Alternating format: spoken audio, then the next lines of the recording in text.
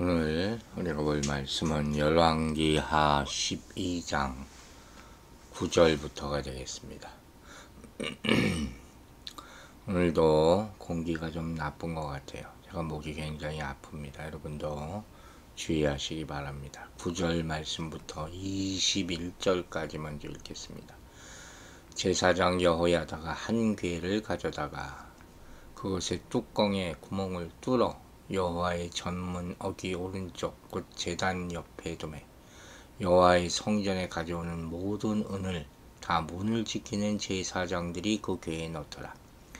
이에 그 궤 가운데 은이 만든 것을 보면 왕의 서기와 대제사장이 올라와서 여호와의 성문에 있는 대로 그 은을 계산하여 봉하고 그 달아본 은을 일하는 자 곧 여호와의 성전을 맡은 자의 손에 넘기면 그들은 또 여호와의 성전을 수리하는 목수와 건축하는 자들에게 주고 또 미장이와 석수에게 주고 또 여호와의 성전 파손한 데를 수리할 제목과 다듬은 돌을 사게 하여 그 성전을 수리할 모든 물건을 위하여 쓰게 하였으되 여호와의 성전에 드린 그 은으로 그 성전의 은대접이나 불집게나 주발이나 나팔이나 아무 금그릇이나 은그릇도 만들지 아니하고 그 은을 일하는 자에게 주어 그것으로 여호와의 성전을 수리하게 하였으며 또 그 은을 받아 일꾼에게 주는 사람들과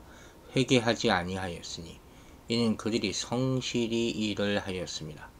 속건제의 은과 속죄제의 은은 여호와의 성전에 드리지 아니하고 제사장에게 돌렸더라. 그때 아람 왕 하사엘이 올라와서 가드를 쳐서 점령하고 예루살렘을 향하여 올라오고자 하므로 유다의 왕 요아스가 그의 조상들 유다 왕 여호사밧과 여호람과 아하시아가 구별하여 드린 모든 성물과 자기가 구별하여 드린 성물과 여호와의 성전 곡관과 왕궁에 있는 금을 다 가져다가 아람 왕 하사엘에게 보냈더니 하사엘이 예루살렘에서 떠나갔더라. 요아스의 남은 사적과 그가 행한 모든 일은 유다 왕 역대지략에 기록되지 아니하였느냐. 요아스의 신복들이 일어나 반역하여 실라로 내려가는 길가에 밀로궁에서 그를 죽였고 그를 쳐서 죽인 신복은 시므아스의 아들 요사갈과 소멜의 아들 여호사밧이었더라. 그는 다윗성에 그의 조상들과 함께 장사되고 그의 아들 아마샤가 그를 대신하여 왕이 되니라. 아멘. 자, 오늘 본문은 먼저 성전 수리비에 대한 헌금, 그 내용이 시작되죠. 이 성전 수리 사건이 있기 전에는 제사장이 성전의 헌금을 모두 관리했다는 거예요. 근데 이제는 왕의 서기가 참여하는 가운데 헌금을 계산하게 되었다. 공정하게 하기 위해서 그랬겠죠. 달라진 것은 예물함, 헌금함이죠. 오늘날에 이걸 준비해서 제단 옆에 둔 것이죠. 백성이 제단 옆까지 들어올 수 있었기 때문에 그것에 둔 것이죠. 다만 문을 지키는 제사장이 중간에서 그 예물을 받아 궤에 넣는 봉사를 하도록 했다는 것이에요. 그리고 그 함을 열어 계산할 때는 왕의 서기가 대제사장과 함께 했다. 여기 나오는 문을 지키는 제사장은 단순한 문지기가 아니라 성전의 행정과 관리를 맡은 고위 제사장의 직함을 말하는 것이에요. 여기 나오는 계산하여 봉하고 라는 표현 가운데 이 봉하다 라는 말은 보통 묵다라고 번역이 되잖아요. 은을 계산할 때는 무게를 제한했어요. 그래서 은을 용기에 담거나 묶어서 이 저울에 달게 되는 거예요.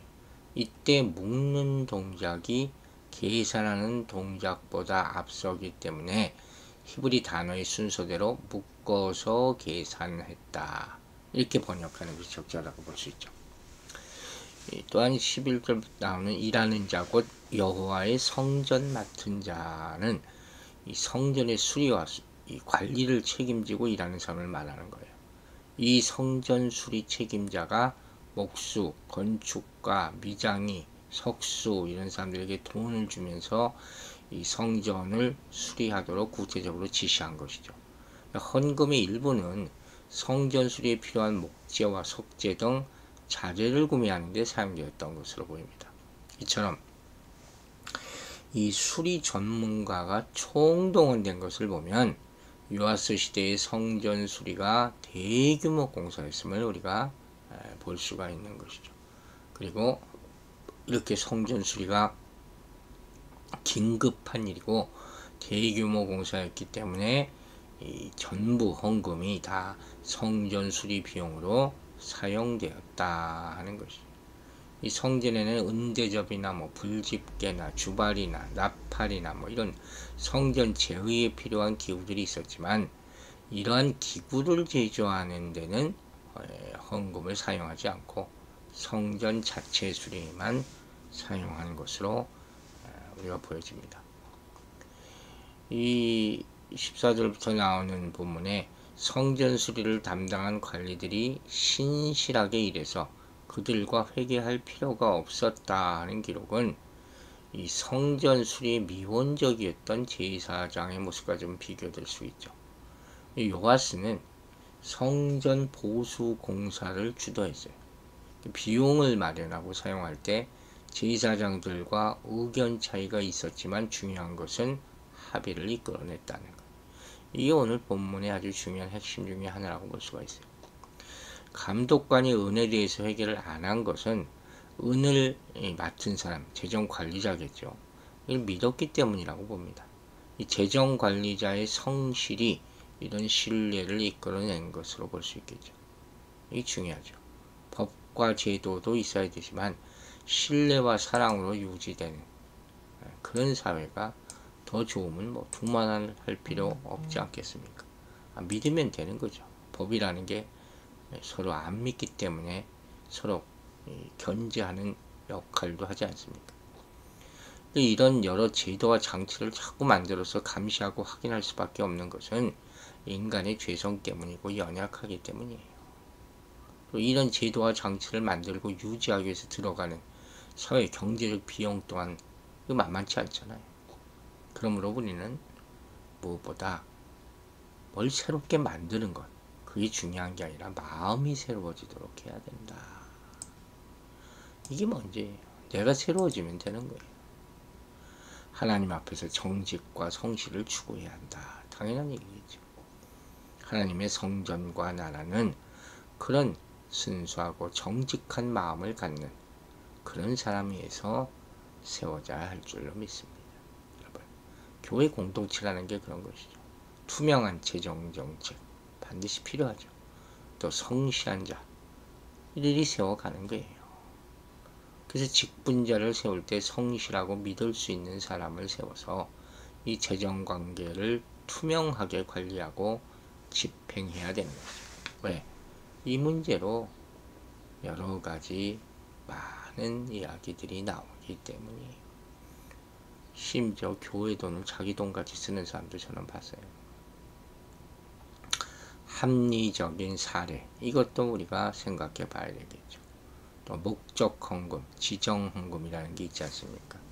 그것에 맞게 사용해야 되겠고, 신뢰를 받을 수 있도록 사역자들이 먼저 모범이 되어야 한다. 당연한 얘기죠. 근데 그렇지 못하니까 교회가 타락하게 되는 큰 원인을 제공하고 있는 것이죠. 하나님의 지혜로운 청지기로서 우리는 물질을 하나님의 뜻에 따라 잘 관리해야 되면 우리 의무예요. 이 성전 수리를 받은 감독관들처럼 재정 사용에 대한 회개와 점검을 별도로 하지 않아도 될 정도로 성실하고 투명하게 그렇게 현금을 사용한다면 얼마나 좋겠습니까? 그러니까 우리는 항상 이러한 마음으로 거룩하게 성도들의 정성을 인 헌금을 하나님의 영광을 나타내는데 사용해야 할 줄로 믿습니다.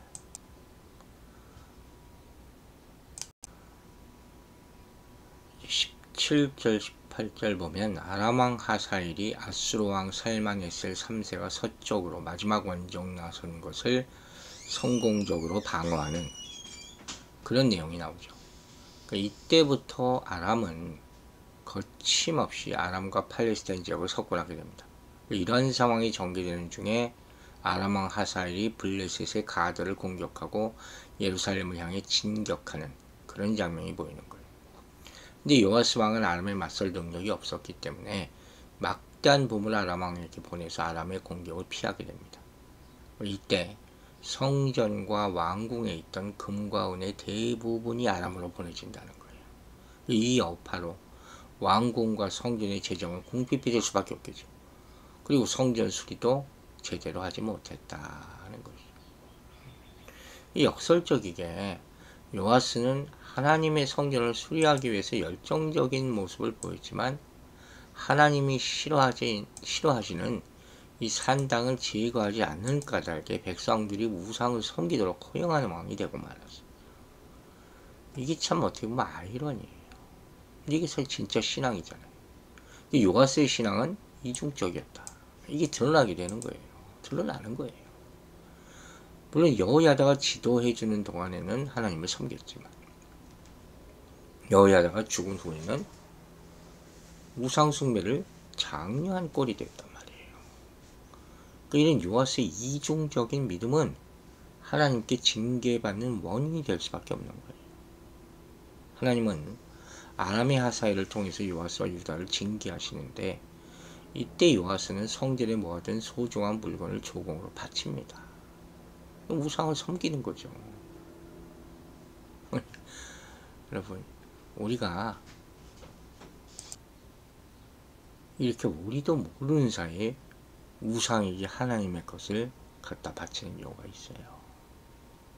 자, 하나님의 사역에 열정적으로 참여한다고 하면서 다른 한편으로 우상을 허용하는 이중적인 모습이 없는지 우리 자신을 돌아봅시다. 만약 지도자가 이렇다면 자신의 이중적 신앙으로 인해서 공동체가 악영향을 받을 수 있다. 당연한 것 아닙니까?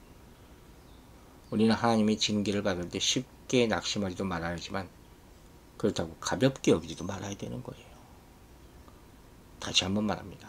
하나님이 징계하실 때 다윗처럼 철저히 회개하면 하나님이 우리의 상하고 통회하는 심령을 회복시켜 주실 것을 믿습니다. 성령의 불로 우상을 온전히 태워주실 때까지 우리는 기도하기를 쉬지 않아야 할 것입니다. 자, 마지막으로 19절부터 나오는 요아스의 죽음에 대해서 좀 살펴볼 필요가 있죠. 이 내용은 반역자들은 신라로 내려가는 길가의 밀로궁에서 요아스를 죽였다 그랬어요. 이곳이 어딘지 정확하게 알 수 없지만 예루살렘 성 동쪽에 있는 궁이었을 것으로 짐작을 합니다. 요아스를 암살한 인물들은 바로 요아스의 신복들이었어요. 시므아스의 아들 요사갈, 소멜의 아들 여호사바드 이렇게 나옵니다. 이들이 누구와 관련이 있는 인물인지는 알 수 없지만 요아스가 왕권을 강화함으로 피해를 입은 사람들과 관련이 있을 것으로 짐작할 수는 있죠. 그러니까 이들은 후에 왕위를 계승한 아마사 왕에 의해서 처형당하게 됩니다. 주목할 만한 것은 이 암살 사건이 일어나기 전에 여호야다 아들 스가랴가 요아스 왕을 비난하다가 돌에 맞아 처형됐다는 거예요. 즉 여호야다가 죽은 후 왕의 권력이 강화되면서 왕과 제사장의 마찰이 일어났고 그 결과 제사장 스가랴가 죽는 일이 일어났다. 이런 알력 가운데 요아스 왕이 암살당했다면 왕을 암살한 이들은 여호야다와 스가랴를 추종하던 세력이었을 가능성이 당연히 높겠죠. 한 가지 의문점은 이 반역자들의 암살로 인해서 요아스가 즉시 죽었느냐 하는 것이에요. 왜? 히브리서 성경을 보면 이 20절에서 죽이다라는 단어의 기본적인 의미는 공격하다, 상처를 입히다 이지 살해하다가 아니란 말이에요. 동일한 단어가 여호람이 부상을 입었을 때도 사용되었는데 그때는 여호람이 글자 그대로 부상만 당하고 죽지 않은 상태였거든요. 이 21절에 나오는 쳐서 죽인이라는 표현에 사용된 단어는 글자 그래도 죽이다는 뜻이에요. 그러므로 그를 쳐서 죽인으로 번역된 어구를 직역하면 그들이 쳤고 그가 죽었다 이렇게 되는 것인데, 따라서 요아스가 신복들의 공격으로 중상을 입기는 했지만 즉시 죽지 않고 시간이 흐른 후에 죽었을 수도 있죠. 뭐 이게 중요하지 않을 수도 있겠지만, 어쨌든 요아스는 장사된 후에 다윗성에 장사되었고 죽은 후에 그의 아들 아마샤가 왕위를 이어받게 됩니다. 아마샤는 여호와는 강하시다 라는 뜻을 가지고 있어요. 자 보세요.